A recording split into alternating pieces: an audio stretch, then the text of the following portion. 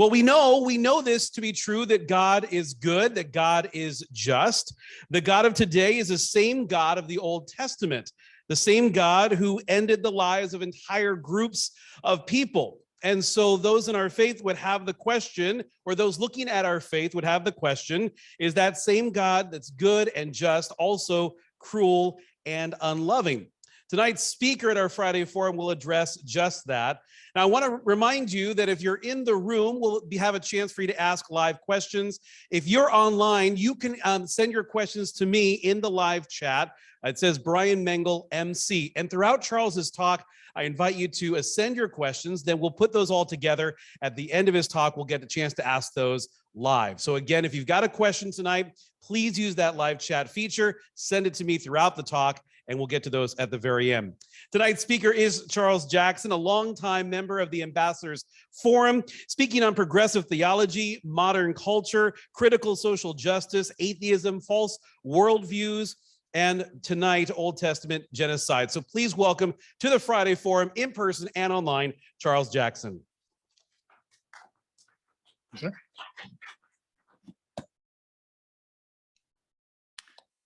Good evening. A quick explanation before I start. I just got back from a big trip. On Tuesday, I was in Syracuse, New York. On Wednesday, I was in Oglesby, Illinois. On Thursday, I was in Sydney, Nebraska.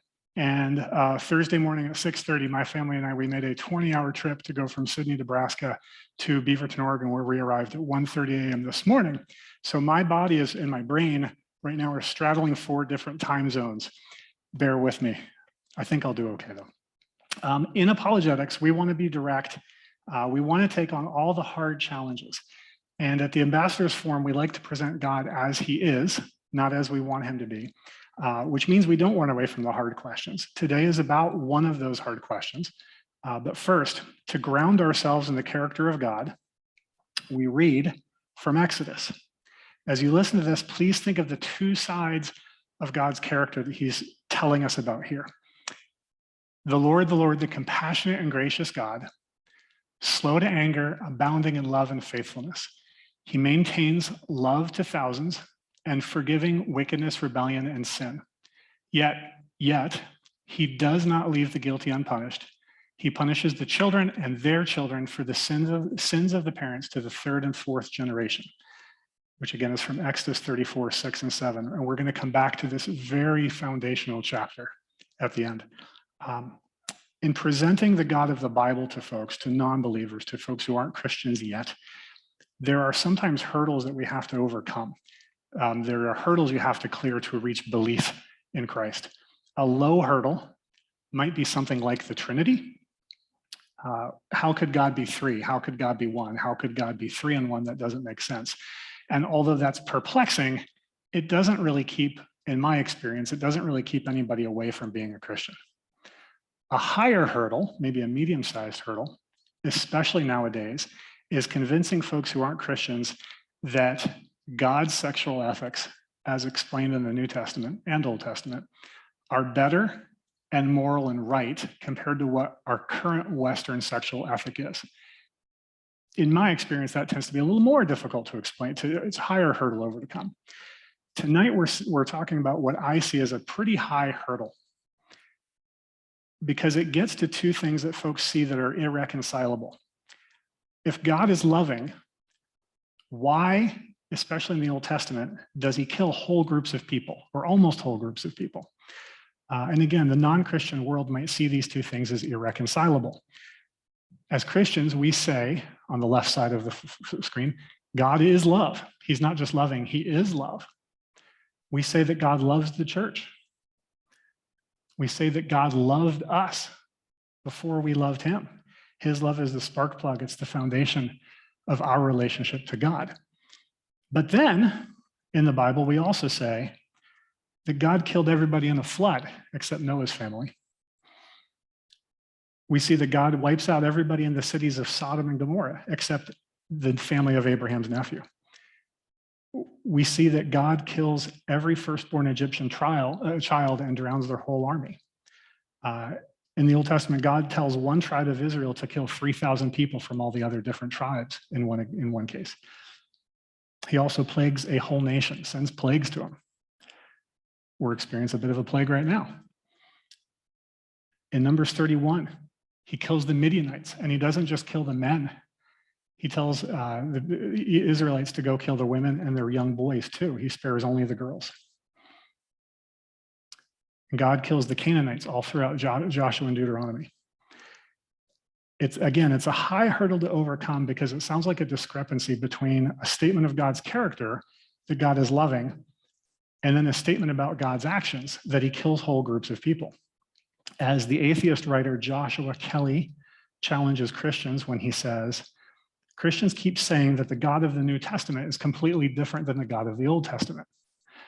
But if you knew a man who was a serial murderer, who committed genocides, demanded child sacrifices, and crushed entire cities, would you suddenly start trusting him when he suggests crucifying his own son to make up for it?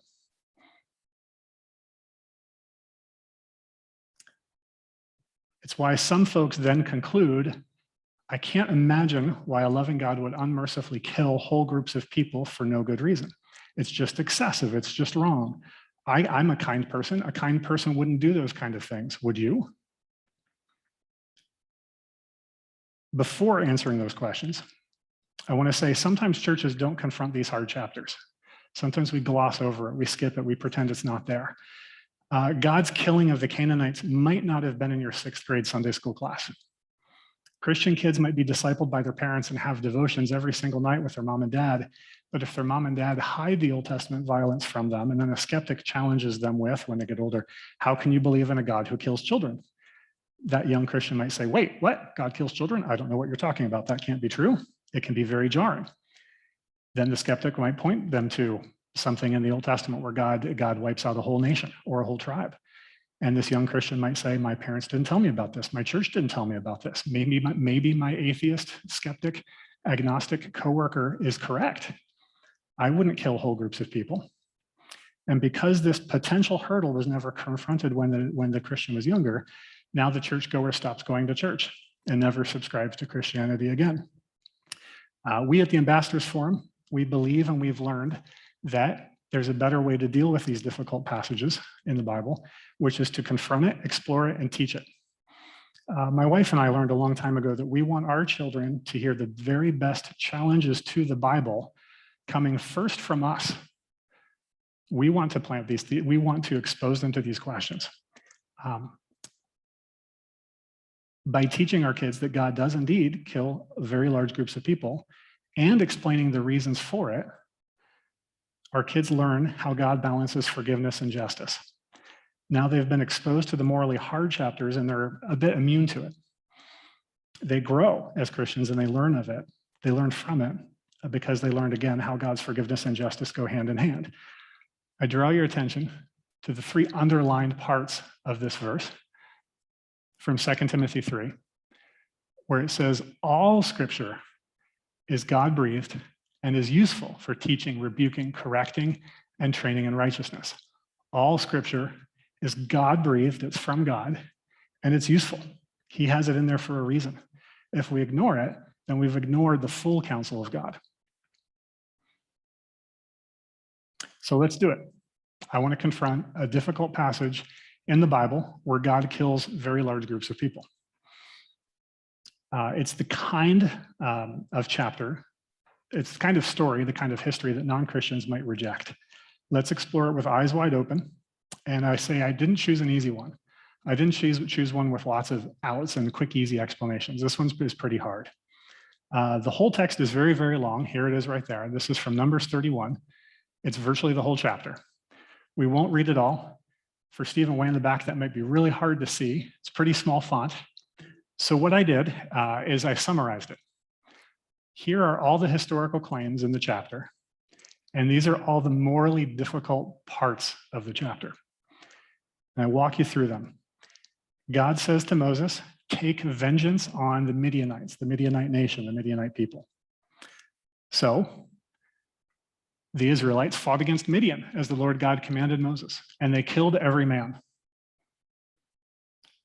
The Israelites captured all the Midianite women and children and took all the Midianite herds and flocks and goods as plunder. Then they burned all the towns where the Midianites had lived, as well as all their camps. You might think, well, that's pretty destructive. That's pretty awful. The Israelites wipe out all of the Midianite men. Whew, at least they're merciful and they spare the women and all the kids. But now we come to the next fact in the story. Moses was angry with the officers of the army, the commanders of thousands and commanders of hundreds who returned from the battle. And Moses asked them, why or have you allowed all the women to live? They were the ones who followed Balaam's advice and enticed the Israelites to be unfaithful to God in the Peor incident, so that a plague struck the Lord's people. So now, kill all the boys and kill every woman who has slept with a man, but save for yourselves every girl who has never slept with a man. If you read this for the first time, what would you think? Let's say you're new to Christianity, you're reading through the Old Testament, and you come across this. This is what a lot of people think. Here are some common questions that you might have when you read this. Well, when you kill everybody in the Midianite tribe, you're also killing the innocent people. Some folks would say, well, if I were God, I would forgive, I wouldn't kill. People might rightly point out that it's immoral to kill children. And in here, God kills the young boys. Also, folks might say it doesn't say that the Midianites did anything wrong. Their sins are not labeled there. The chapter does not go exhaustively into all these terrible, awful things that the Midianites did. It leaves it open.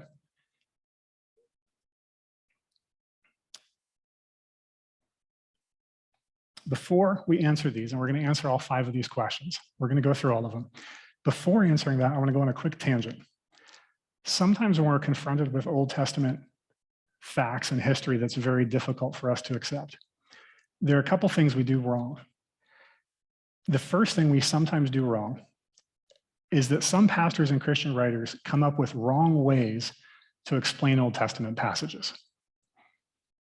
To do this, sometimes they change the rule of Christian hermeneutics. There's a pastor in Minnesota, Greg Boyd, and he's written a book. I can't remember the title of the book. If I knew it, I would share it. He says, God didn't actually command the Israelites to kill people. Moses and the Jewish leaders did. And then they attributed that to God. In Greg Boyd's hermeneutic, he's trying to get God off the hook. Another gentleman who's a pastor in St. Louis, or near St. Louis, he has a view, his hermeneutic is he interprets the Bible through the lens of Jesus. Whatever is kind and gentle and of Jesus is what actually happened, and anything that's not kind and gentle is not of Jesus, and we should reject it. That's his hermeneutic. As Christians, Jesus has given us a hermeneutic, though, in Matthew 5. In Matthew 5, Jesus says that he didn't come to abolish the Old Testament. He didn't come to replace it. He fulfilled it.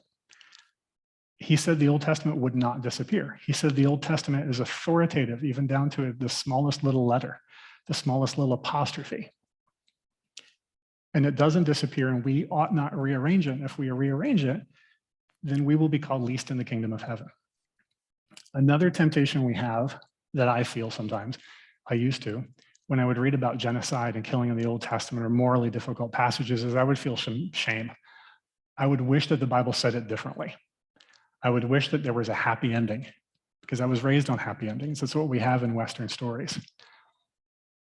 Another response might be callousness. Often when folks ask this question, why does God kill the Canaanites, the Perizzites, the Jebusites? They're asking because these are compassionate folks and they want to see a God who shows compassion. And so we might reply with, if somebody says, why did God kill children in this chapter? We might say, well, God is sovereign, so. And that's a very callous response. That's a true response. And God is always sovereign all the time. But that's not always the best answer to give somebody. You're skipping over the emotions that they're feeling. You're skipping over the emotional dilemma that that person is going through. And if we don't join them in it, then they might turn off anything we have to say. Back to the topics, back to the questions. After God kills all the Midianites, in Numbers 31, excuse me. Again, to quick recap, God tells the Hebrews to kill everybody, they kill the men. They spare the women and the children. God says, okay, spare the young girls, but now go kill all the boys and all the women. Before getting to the answers to these questions, when I was preparing this first, I did this the wrong way. And it was only when my friend Carrie Danker, who might be watching online, I don't know, it was only when she said something that made me rearrange how I was doing it. Oftentimes in apologetics, we want something that works a bit like a chess move. If somebody says this, here's the great classic canned reply that defeats their move. We want a point and a counterpoint. We want an offensive move and a defensive move. But I don't think that's the best way to do it. A better way to engage unbelievers who have questions like this is, I'd say there's 3 parts. One is, and I don't have a slide on this, so you just have to pay attention to me. If somebody asks a question, why did God kill all these Midianites? This doesn't seem justified to me. I would say, well, have you read the passage? Have you read all the passages about the Midianites? Do you have a church background? Have you read the Old Testament before? Have you read the New Testament? Have you been to a church? Have you talked about to anyone else about this before? Is this a question that's been boiling in you for decades, or did it start 5 minutes ago? Ask the background questions with sincere curiosity to find out where the person's coming from. Then what I would do is I would ask questions that cause them to question their assumptions before presenting a biblical answer. Those background questions, how long have you felt this way? How did you come to this position? Is it one you've always held, or is it one you've migrated to? I'm not going to put those on the slides, but I am going to show questions that get to folks' assumptions. So the first question, the first challenge. It doesn't say the Midianites did anything wrong. If somebody says that, I would say, okay, you're right. It doesn't say much about what they did wrong in this chapter. I would ask, have you read all the chapters in the Bible that talk about the Midianites' history? If you haven't read all of them, would you like to read them yourself, or would you like me to look them up and email them to you? I'm happy to do so we can talk about it. In the Old Testament, God very often states a nation's sins before he judges them. Sometimes in the Old Testament, he doesn't state what their sins are before he judges them, but the statements about what they did are in a preceding chapter or in a succeeding chapter. They're almost always in there, not always. And I would let someone know that. Sometimes God clearly lays out a people's sins. Sometimes you find it in other chapters. But whether it states their sins or not, Romans 2 talks a lot about this, and it says, God will repay each person according to what they have done. To those who by persistence in doing good seek glory, honor, and immortality, God will give them eternal life. But for those who are self-seeking, who reject the truth and follow evil, there will be wrath and anger. Romans 2 includes me in that. Even though I'm a Christian, I'm not any better than those who deserve judgment, but through Jesus, I'm rescued from that judgment. Next slide. Next question. A good God would forgive, not kill. Humans don't deserve death as a punishment. Again, I'd ask that, I didn't write them on the slide, but I would ask the background questions. Why do you say that? How long have you felt that way?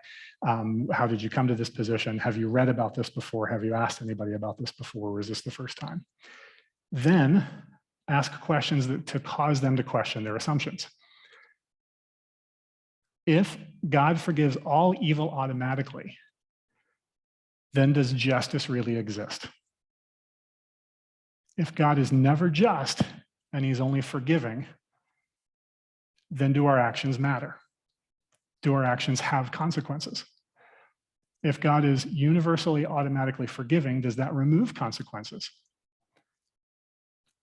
God is a loving Father. You see my quick reply summary at the bottom. God is a loving Father, but he's also a just judge. A judge who lets every criminal off the hook would be an immoral judge who hated victims and loved the guilty. In Christianity, God forgives those who ask for it, and he applies harsh consequences to those who are never sorry for the harmful sin they've done. And a great place to look at this is what we read at the beginning, Exodus 34, 6 and 7. Very foundational. Another challenge. I like this one. This is a tough one, but there's a great answer. When you kill everybody, you're also killing the innocent. And we're concerned about killing the innocent. That's why decades ago, air forces would drop carpet bombs on whole cities and wipe out many, many people. Nowadays, we have precision bombs, so we can be much more selective about who we kill. So we kill the guilty and not the innocent. We have precision guided bombs because of compassion, because we have compassion on the innocent. That is a great impulse to have. That's wonderful to act on. If somebody says, if God kills all the Midianites, then certainly he's killing the leaders who would be guilty, maybe the military commanders who do bad things that their leaders tell them to do, but he's also killing the innocent people, the average butcher, baker, teacher, nurse in the Midianite camp. They would assume. If somebody says that, one of the questions I would ask is this. This comes from a gentleman named William Lane Craig, who pointed this out one time. So he would say, if you're questioning that if you're saying God is killing the innocent along with the guilty, the point he made is, somebody's already made that question. Somebody's already brought that up to God, and it happened a long time ago, and it was Abraham. God told Abraham, I'm going to wipe out Sodom and Gomorrah. I'm going to kill all the people there. Abraham's nephew Lot was living in one of those towns, and he didn't want his nephew killed. So Abraham engaged God in what is often called the mercy dialogue. And you can read part of it here in Genesis 18. What if God, you say you're going to wipe out Sodom and Gomorrah, what if there are 50 righteous people in the city? Will you really sweep it away and not spare the cities for the sake of the 50 righteous people? Far be it from you to do such a thing, to kill 50 righteous people along with the wicked. Will not the judge of the earth do right? And then many of you know what happened after that. Then Abraham bargains God from 50 righteous people down to 40. And then down to 30. Will you really wipe it out for 30, God? Then down to 20 and to 10. And when God says, I will not wipe out the city of Sodom and Gomorrah if there are 10 righteous people there, Abraham is satisfied because he realizes, God won't punish the innocent with the wicked. But then God punishes Sodom and Gomorrah and destroys them because in the end, there weren't 10 righteous people. Other than the flood in Genesis, this is the first time God ever wipes out any group of people, destroys or kills any large group of people for some large cultural sins, plural. And I find it interesting that this is the first time. It makes me wonder if all succeeding mass killings by God are based on this principle. I combine that with something from Genesis 15, where God is talking about the Amorites. He says they are building sins against them, and he won't judge them until their sins have reached a certain point to merit judgment. The verses are this. Then the Lord said to him, know for certain that for 400 years your descendants will be strangers in a country not their own, and that they will be enslaved and mistreated. But I will punish the nation they serve as slaves, and afterward they will come out with great possessions. You, however, will go to your ancestors in peace and be buried at a good old age. In the 4th generation, your descendants will come back here, for the sin of the Amorites has not yet reached its full measure. God seems to indicate that you have to be guilty enough to reach a point for a mass judgment. There are enough verses in the Bible to build that case.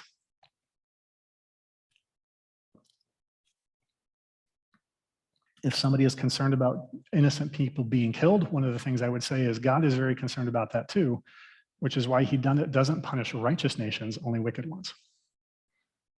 Next challenge. This one's tough also. It's never justified to kill kids, especially for their parents' sins. Kids are innocent, we often assume.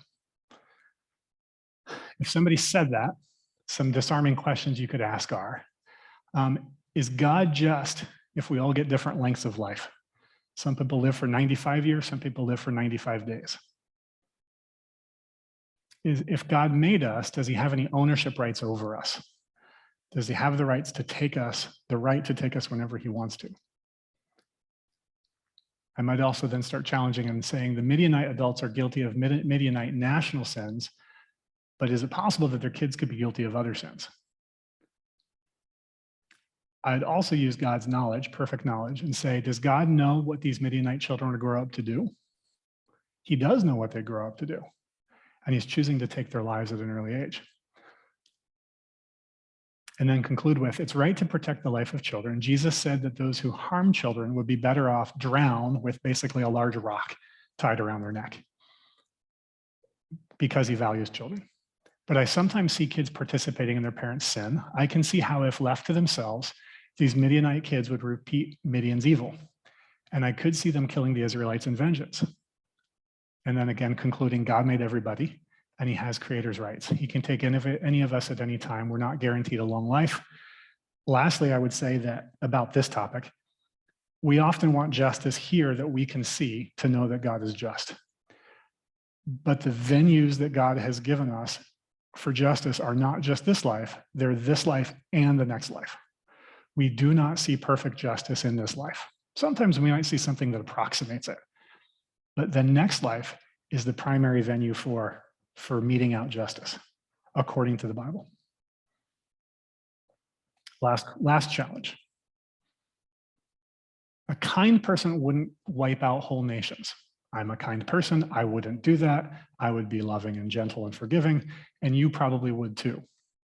So how can you believe in a God that does this?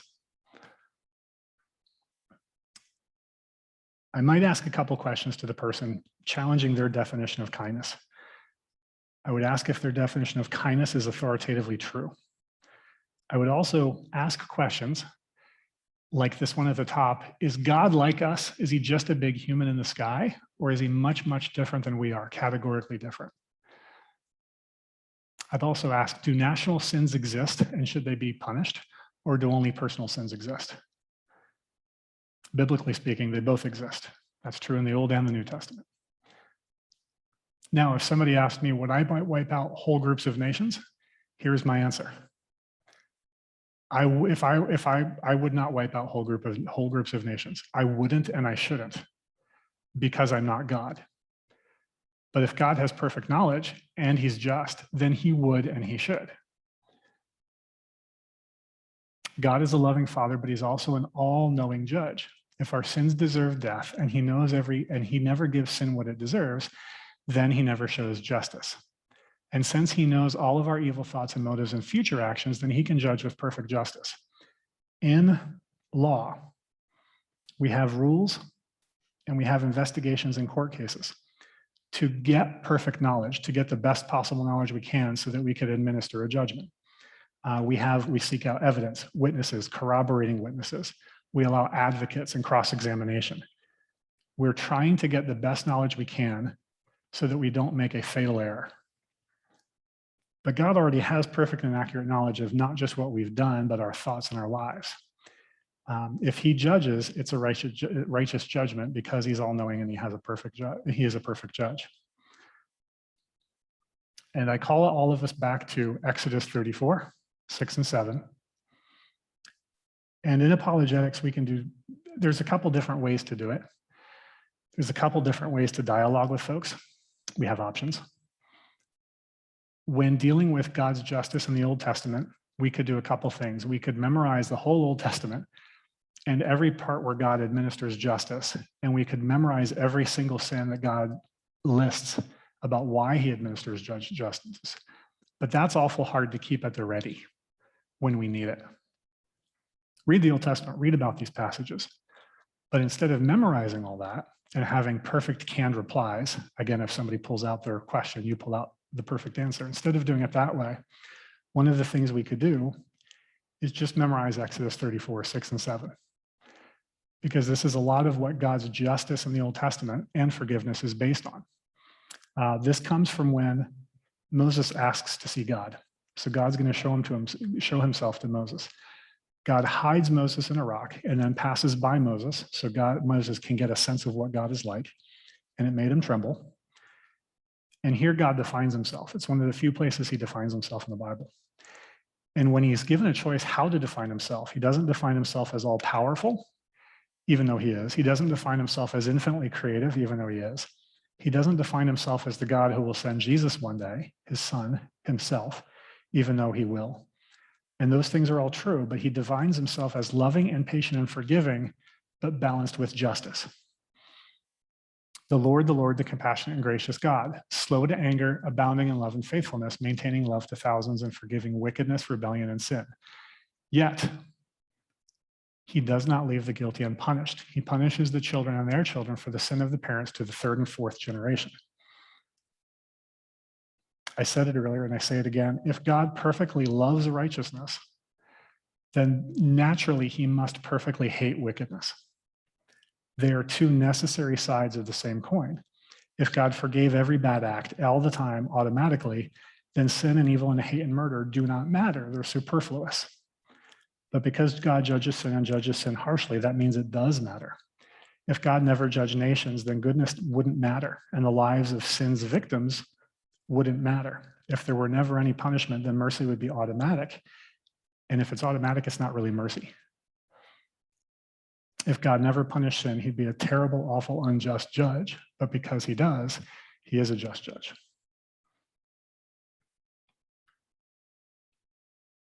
And there is my email. If anybody wants the slides for today, I'm happy to send them to you.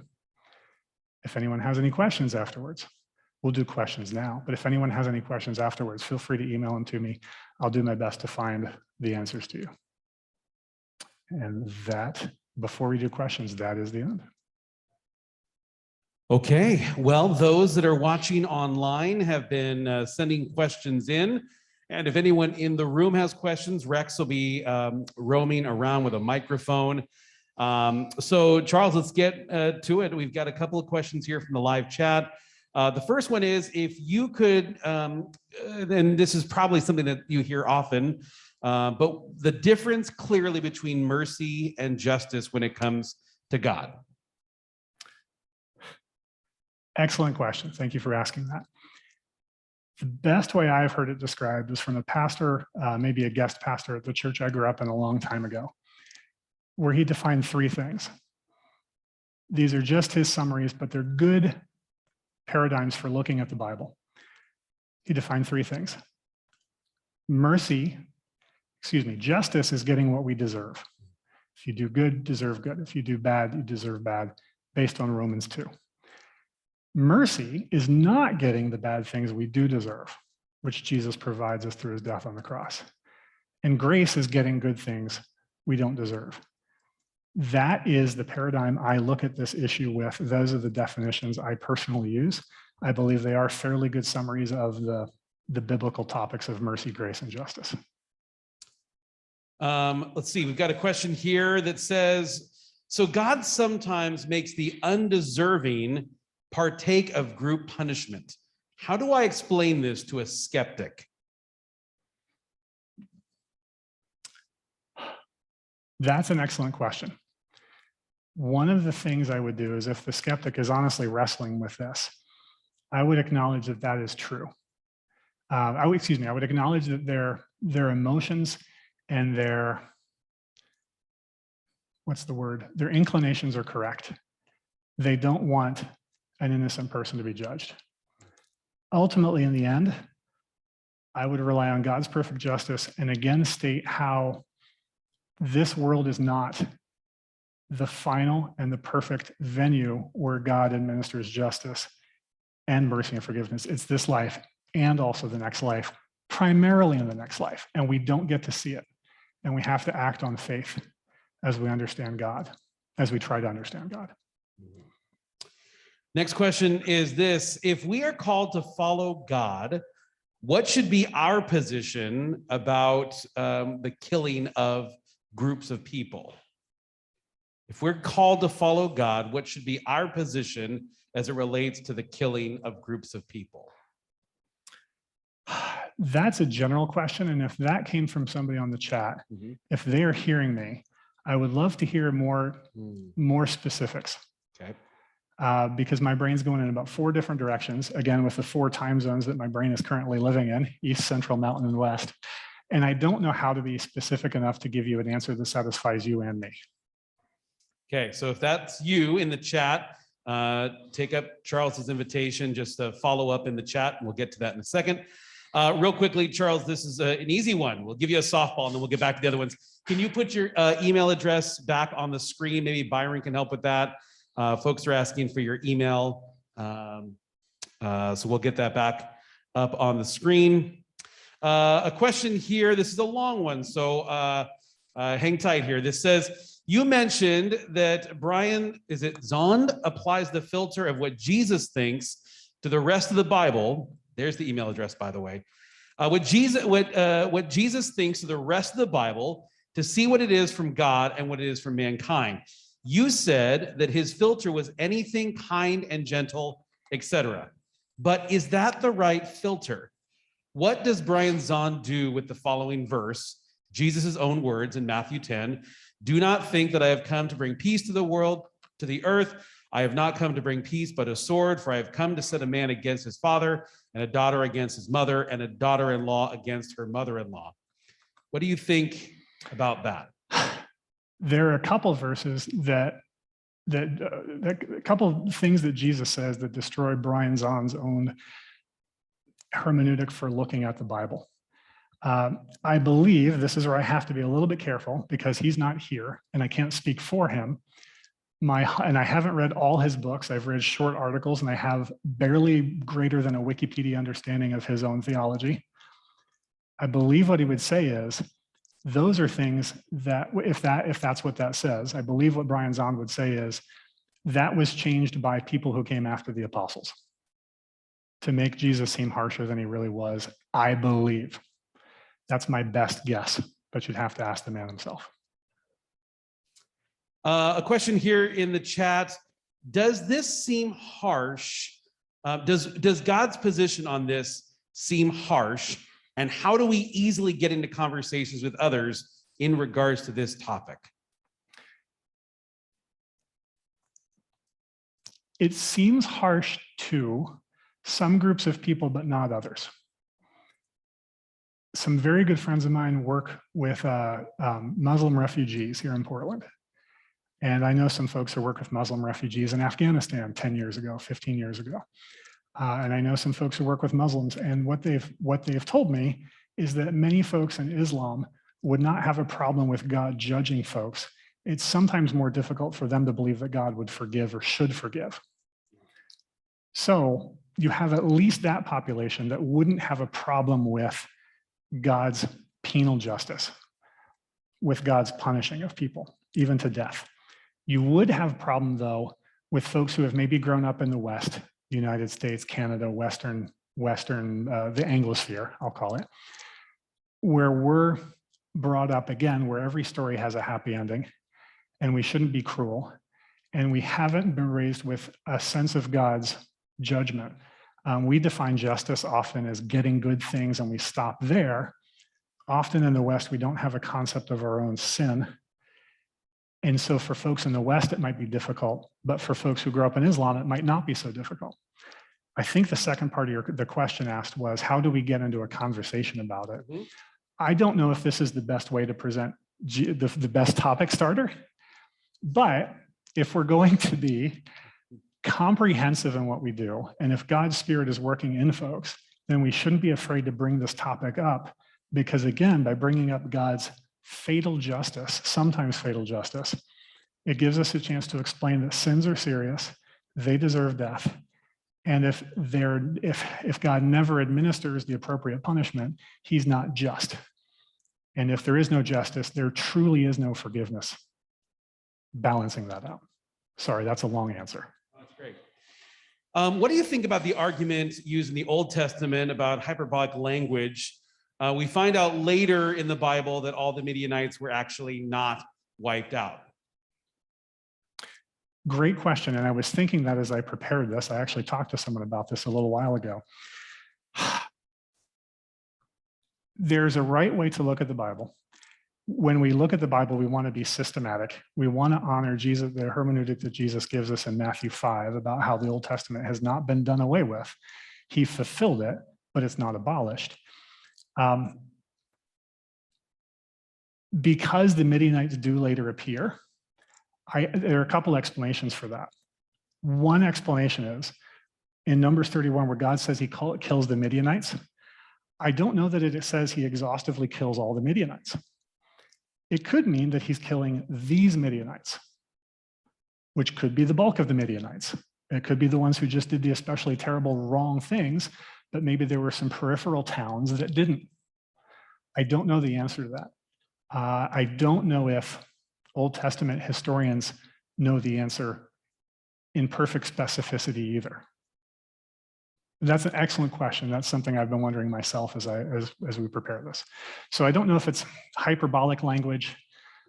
I don't think it's figurative language. I don't read the Bible as literature.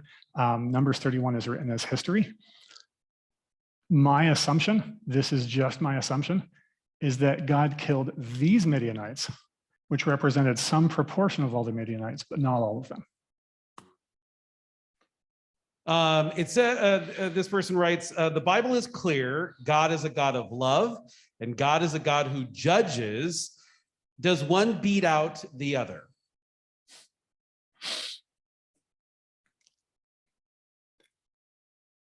I want to reserve the right to answer that by email after I've thought about that. So if whoever asked that question could email me, yeah. Again, my email's right there, charleslelandjackson@gmail.com. I'd like to get you a biblical answer and not one that's just slapdash off the top of my head. Great question, though. Let's see. Another question in the chat.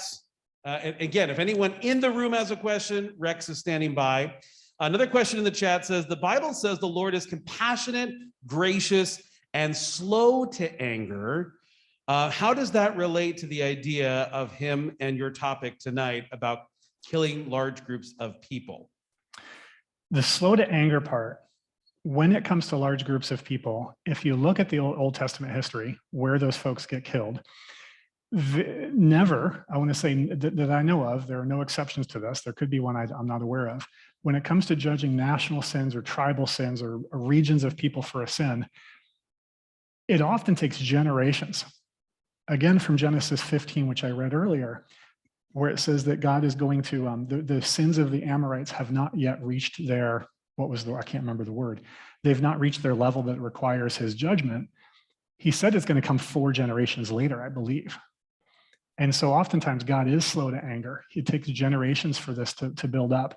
Sometimes there are individuals who are killed quickly and God judges them justly. The man who I believe the Ark of the Covenant was falling and he reached out to help it and God had previously told the people not to. He tried to help, good intentions, we believe, and he died immediately. That's an individual killed quickly. We also have in the New Testament, Ananias and Sapphira killed fairly quickly, but national sins, my understanding with no exceptions, and there could be some in there I don't know about, it always takes at least generations for those things to build up. Also, often the sins that the Perizzites, Jebusites, again, Amorites, Midianites, they're being judged for in the Old Testament is often Moloch worship, which required the burning of their own children, young children. Terrible and awful thing. So they're not being judged for traffic violations. They're not being judged for cheating on their taxes. They're being judged for terrible, harmful, wicked things that continued over a long period of time. So Charles, since you've been talking about all of this from a historical perspective, is there independent historical background that we can glean from other extra biblical sources that might inform some of our understanding of this? Excellent question. There probably are. In preparing this, I deliberately wanted to stick to the apologetic method of knowing the Bible and asking where the person came from, and then asking questions to disarm their presuppositions to present a biblical answer. Instead of having, because it's just impossible to have, because we all have day jobs, we're students, we're healthcare workers, we have things to do. It's really tough for us to have a perfect, exhaustive knowledge of every Old Testament event down to the minutia. So what I'd rather focus on is memorizing and knowing Exodus 34, 6, and 7. Clicking backwards to show you that to you. Memorizing this and knowing how God's justice and mercy and grace work together. There probably are some extra biblical sources. I deliberately avoided them. Question from the chat says, how do you see the God of love and judgment of the Old Testament relate to events for today, of today?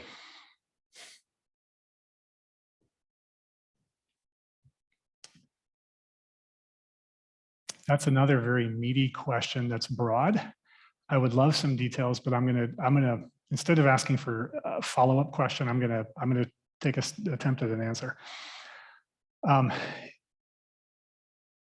Some folks would assume the God of the Old Testament is harsh, Jesus, kind and gentle. If you read the Sermon on the Mount, in some respects, Jesus is harsher than the Old Testament. And then if you read in Revelation, he is the final judge. The one who is our sacrificial lamb, our perfect sacrificial lamb, is also the one who judges folks who have done unjustly. Current events, nations sometimes deserve judgment. Sometimes they deserve judgment with a little j, sometimes they deserve capital J judgment. I don't know, I don't have the mind of God, and I dare not speculate what God is doing. I do see current events going through I see them all through Romans 1, 18 through 28. I think that describes what we've done wrong and what God is doing. I speculate on that. Pat Robertson might claim he knows why God judges the way he does and when he judges the way he does and who he judges the way he does. God does judge. Pat Robertson is wrong. He is way too specific on that. I have to be humble and say, I don't know. But I do speculate that what we're going through is because of Romans 1. Feel free to read it yourself. We've got just a couple more questions in the chat right now. And again, if you are watching online and you want to engage in the chat or have a question for Charles in real time and don't want to email, you can ask it right now. I want to remind everyone real quickly before we get to these final two questions that I've got, at least right as of now, would be don't forget that the Ambassadors Forum's Fall Conference is coming up in October, and we'd love for you to be there at this year's event. That's happening October 8th and 9th. Registration's open now, and you can get that discounted rate before September 9th. Again, that's the ambassadorsforum.com. All right, the final two questions I've got at least in queue right now. One says, I have a coworker who isn't interested in my faith because he sees God as authoritative. How do I help him see the same God as loving and intentional?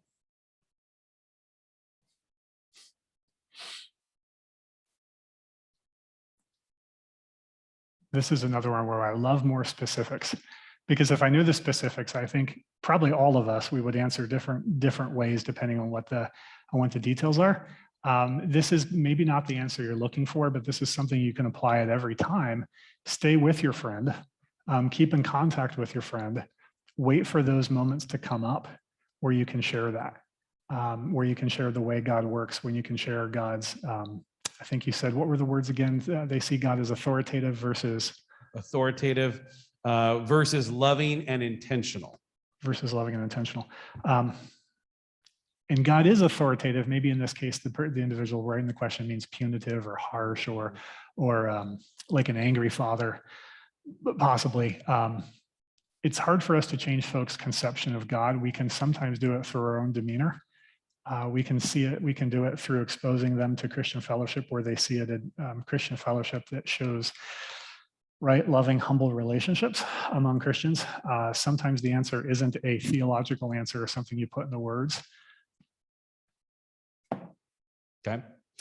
Final question, at least as of this moment. So again, if someone wants to jump in, we can get a couple more in. But it's actually in regards to what you were just talking about, the quote difference between God and Jesus. This person quite simply saying, it seems like, my friend says that God seems more authoritative and harsh, whereas Jesus seemed kind and just. What do you see the similarities between the two? I've read Matthew recently. I've read a lot of Matthew.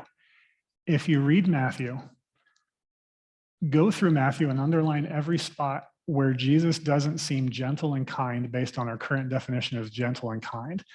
From Matthew 5 until about Matthew 17, I think I came up with 40 times. He talks about hell. He talks about judgment. He talks about judging religious traditionalists. He talks about judging progressives, the Sadducees, who were the progressives of their day, the kind and gentle ones.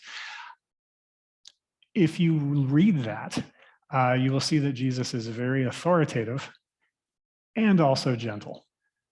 He forgives the woman at the well. He welcomes her. He doesn't judge her based on her sin, but yet he calls people whitewashed tombs. And he tells the sheep and the goats comes from Matthew, where it says, if you're a goat, you're destined for hell. But if you're a sheep, you're not destined for hell. You're destined for heaven with him. Once again, I think it's on I'm looking at the Zoom right. Oh, there is one more question. So our friend Adrian asking, so how can we answer directly to the challenge that God told Israel to keep the virgins and kill the women who were not? That was from Adrian? Uh-huh. Thanks a lot, Adrian. That's the hardest one. What I would say is that oftentimes when God judges a whole group of people, or again, a very large group of that people, there's often mercy. God destroys the whole world except for Noah's family. God destroys Sodom and Gomorrah except for Lot and his family. God destroys the Midianites, or a bulk of the Midianites, except for the young girls. Why they're singled out, and I think maybe Adrian's question has to do with, it seems like to be blunt, it seems like sexual kidnapping, sexual piracy. As we didn't just confront that tonight, but that's what a lot of folks will see in there. If that's what it is, that doesn't match God's character in the rest of the Old Testament or the New. What I see is that it's mercy. You're sparing some of the Midianites, and those Midianite girls grow up and they intermarry with the Jewish boys. That's my answer, Adrian. He also says you're welcome. So, okay, last call on the chat. I don't see any more. So thank you again for being here. Charles Leland Jackson at gmail.com to follow up on any additional questions for him. Thanks again for being here tonight. We look forward to seeing you in September and again this fall at the Fall Conference. Have a wonderful evening and weekend. Thanks again for being here on our Friday Forum presented by the Ambassadors Conference.